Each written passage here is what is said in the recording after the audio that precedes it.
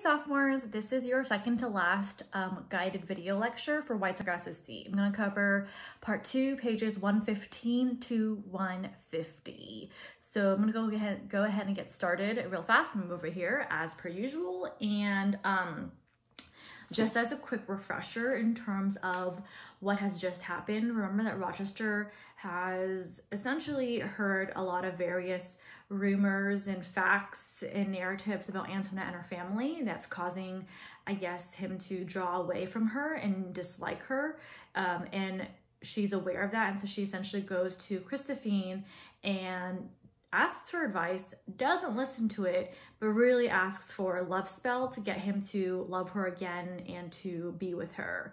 And Christophine does this. She doesn't want to, but she does agree to it. So pages 115 and 124 are essentially Rochester's conversation with Antoinette.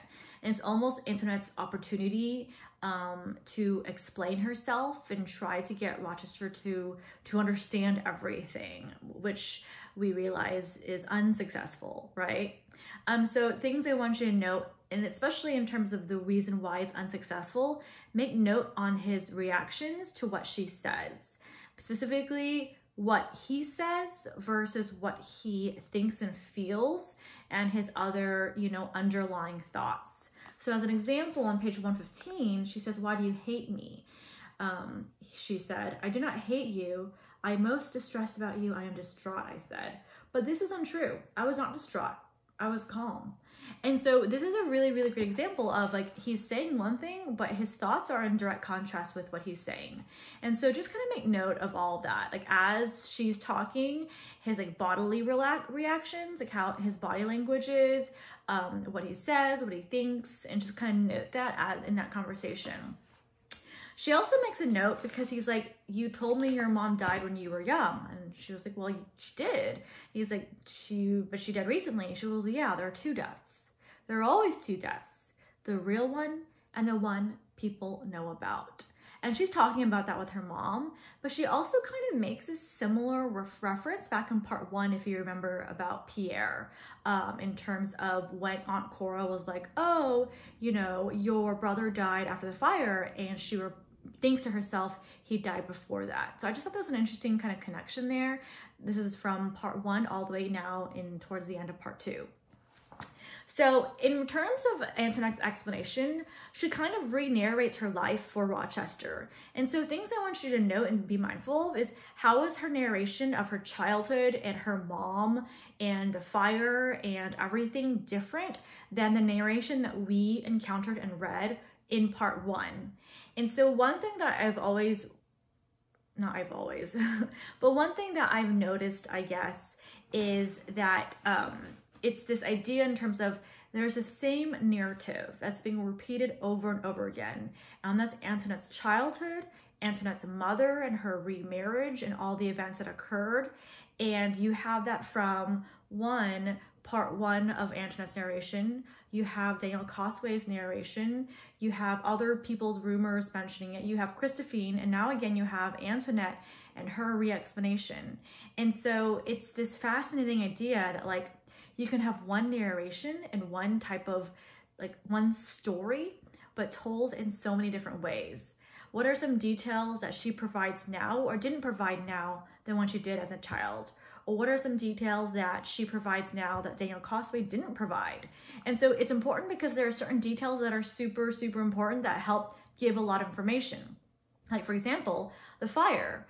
She glosses over the fire when she tells Rochester, but why would you do that? The fire was a big, big, big factor for a lot of things for her and her family. It really, articulated and explained the race relations.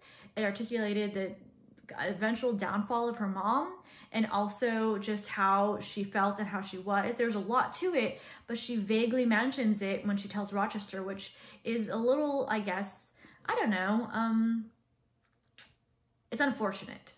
And so she also talks a little bit more about her mom in a different way this time. I want you to consider how she, I guess, narrates her mom back in part 1, and now how she narrates and talks about her mom in part 2 in this moment.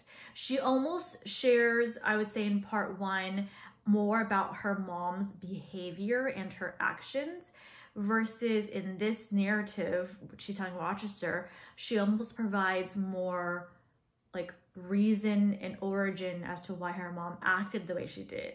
It's almost as if Antoinette is able to empathize, maybe, or sympathize. I don't know.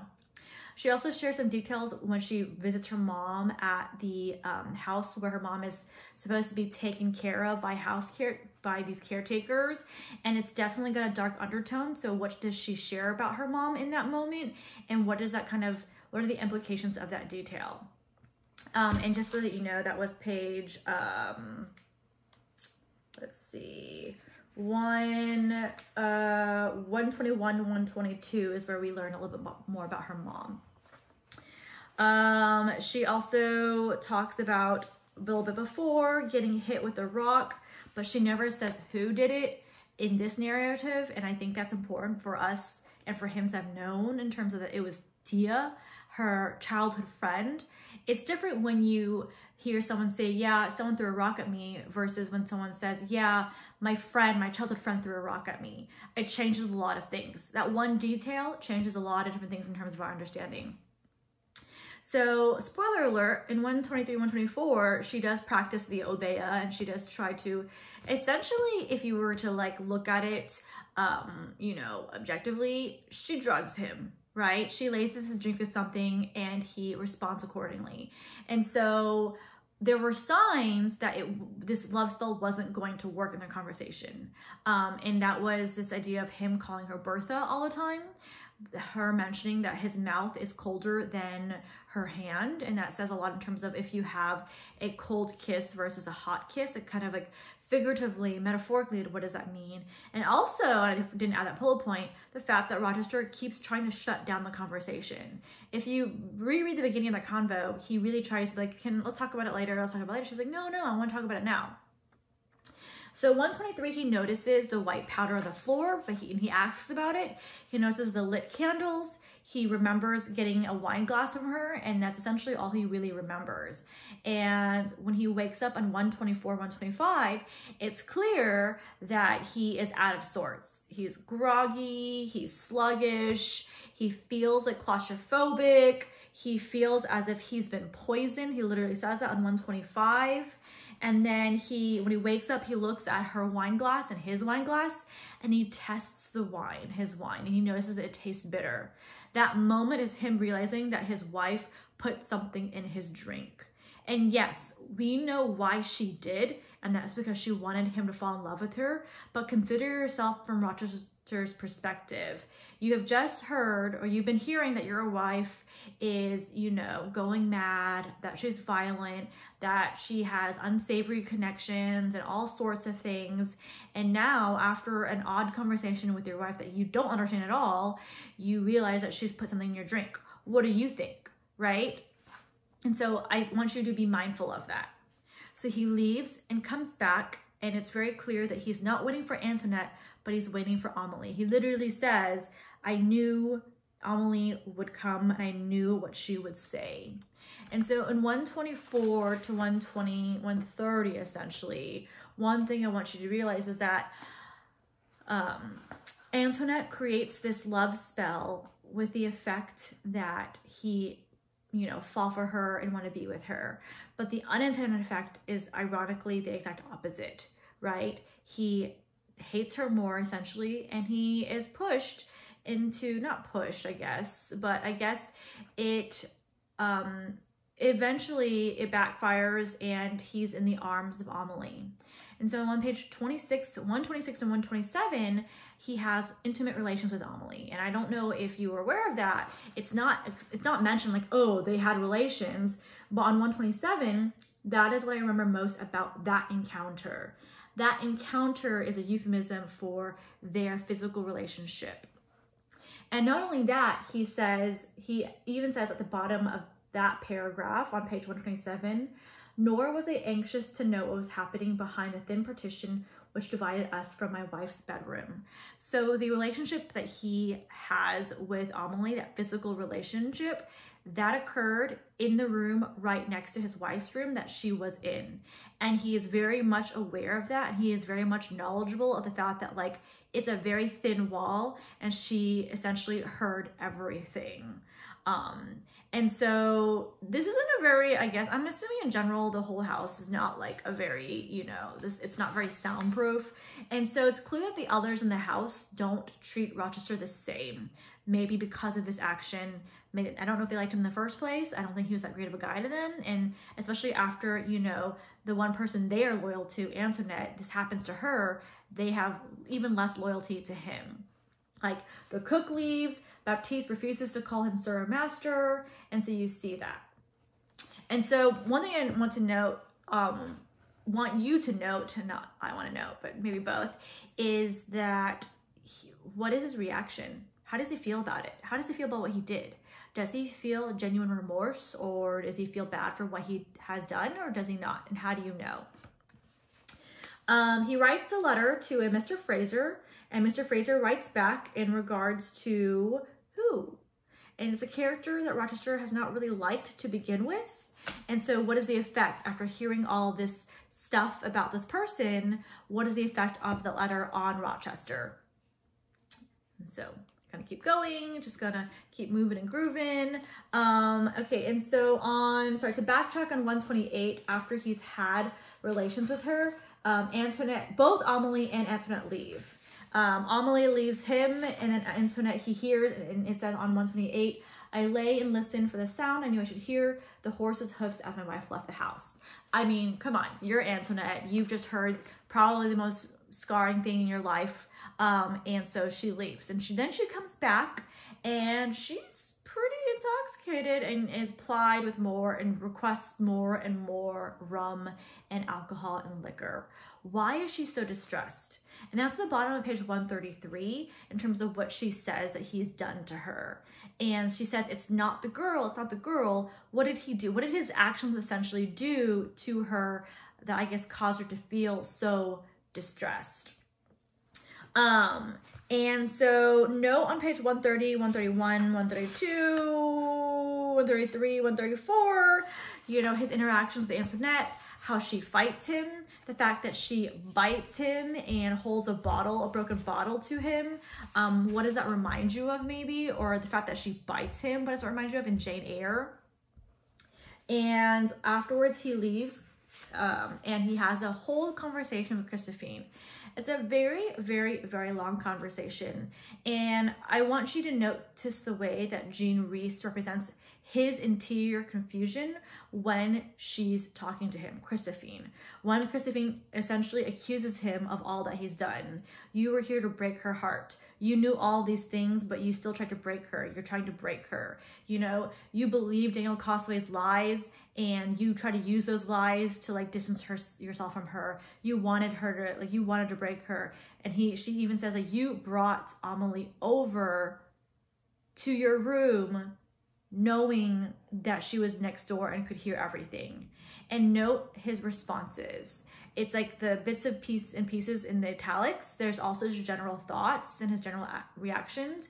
And if you read it, he essentially like says, yeah, yes, I did all of that. He doesn't say it out loud. I don't think he wants to, but he acknowledges it like, yes, I did know, and I meant it to bring Amelie into my room with Antoinette next door. Yeah, and yeah, he's not my favorite guy either at this point. I'm pretty bummed from the Rochester in Jane Eyre to the Rochester in Wide Sargasso Sea. And in general, Christophine wants, like, please, and I say please, P-L-E-A-S, just please. Like, she, like, pleads to Rochester and asks him, like, just try to love her. Like, she loves you so much. She wants you so much. She loves you. Can you just give her this chance and love her? Like, she could be better. She could be essentially fixed. And I guess he doesn't give the right response. And so then she goes, well, how about you leave half of the dowry with me and her, and you take the other half and you leave. You know, you're not happy, she's not happy, just both of you leave each other. And so when she mentions this idea of splitting the dowry and Christophine will handle it for Antoinette, what does he assume of Christophine's intentions? What did he assume that she brought this idea of splitting the dowry in half up? And also when she mentions that Antoinette could possibly remarry, how does he respond to that? How does he feel about that? He doesn't like Antoinette, but I guess how does he feel once he hears that she would potentially remarry if they split? And I guess what does that tell you about Rochester? And then the next couple of pages, 146 to 148, Christophine leaves for good, essentially, and Rochester starts to, I guess, write a letter to his father. He composes the letter in his head, and then he writes a letter in person. And what is different in what he composes in his head, what he wants to write to his dad, versus what he actually writes to his dad? And how does that maybe connect to something earlier in part 2? Because this is not the first letter he's written to his father. And afterwards, after he writes to his father, he like makes plans to leave their place and go to Jamaica, but then he decides to draw a house. And this house has, it's divided up, and let me find it, sorry. He draws a house surrounded by trees, English trees, a large house, and he divides a 3rd floor into the room, and in one room, he drew a woman in it. And why is that significant? What does that like remind you of, you know? And the last 3 pages are pretty confusing, and they're purposefully so, noting his thoughts in terms of, could you describe him as mad? Not angry mad, but like maybe, you know, unhinged mad. And so can you see connections between his state of mind and the natural world? This isn't the first time where we see this parallel of his state of mind in the natural world. Think back earlier when he was out in the forest, when he first heard about Antoinette's, I guess, you know, history. And so you see that reflected a lot in this writing, is the idea of the natural world reflecting the character's state of mind. And what's at conflict for him, and he's struggling with, and he battles, is his longing for Antoinette, because I think he wants to at some point try to forgive her and love her, because that is his wife.